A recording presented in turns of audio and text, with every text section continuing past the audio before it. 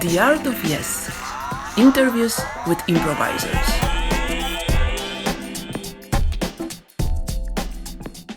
That draws me to something. And as I said, alluded to earlier, one of the things that I noticed was scenes went so much better when I just mirrored my partner. And in order to mirror your partner, you've got to be present to what your partner is doing. And there was a number of lessons I learned about that. And one is stick what you believe in and analyze it at the end. Two is whenever we walk on stage together, we are writing a contract with each other that I am willing to suck with you. I am willing to be terrible with you. I'm willing to be hated by this audience with you. And that's okay because we're together. And I suppose the third is understand your audience and what they want that night.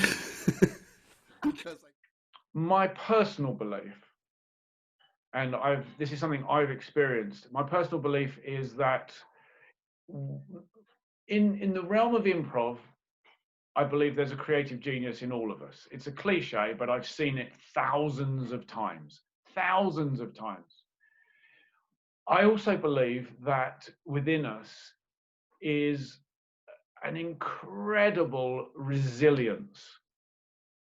And in improv, we bring out the creative genius, and in the realm of facilitation and really going deep with a group of people, let's say an improv company, I trust and believe in that resilience to where I believe you can push people way, way beyond what they would ever experience in their daily life.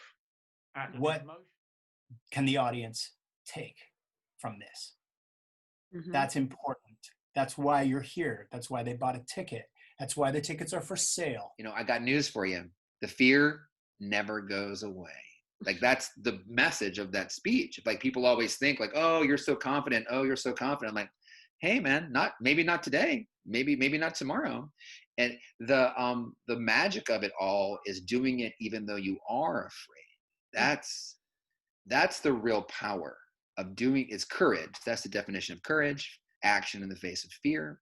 So the real gift of improvisation is not becoming so used to it that you're not afraid. The real gift is it teaches you to do it even when you are afraid, because that's a lot more like real life, you know?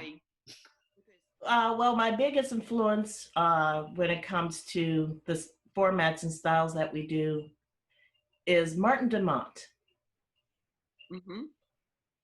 The game structures that he taught, I use to this day. And every time I use them, he would say Sahib. I Sahib him to the sky. Mm-hmm. You need to communicate with them that you're okay as a solo improviser and that we're going to have a good time and that this isn't a punishment for you. You're not in solitary confinement. You meant to do a solo show. Mm-hmm. And that's a great lesson to learn, to communicate with the audience with your energy, that this is what is supposed to happen. It is a beautiful improv skill. Another teacher that had a huge influence on me was the late Jason Chin. One thing, Jason kind of he made me realize I had permission to just be myself, because he was a massive geek. And when I first started taking classes with him, he was making references to old movies that I liked. I was like, this is really cool. I can do this. I can be like this.